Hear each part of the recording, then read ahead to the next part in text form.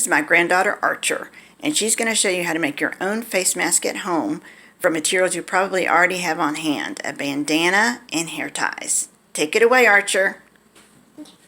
First, you take this side to the same length as the other side.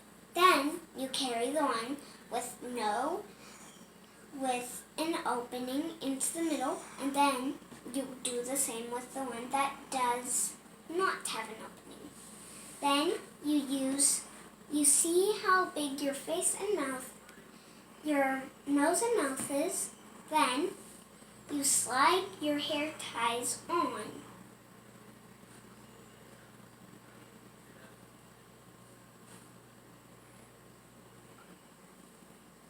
Then you do the same to the other side.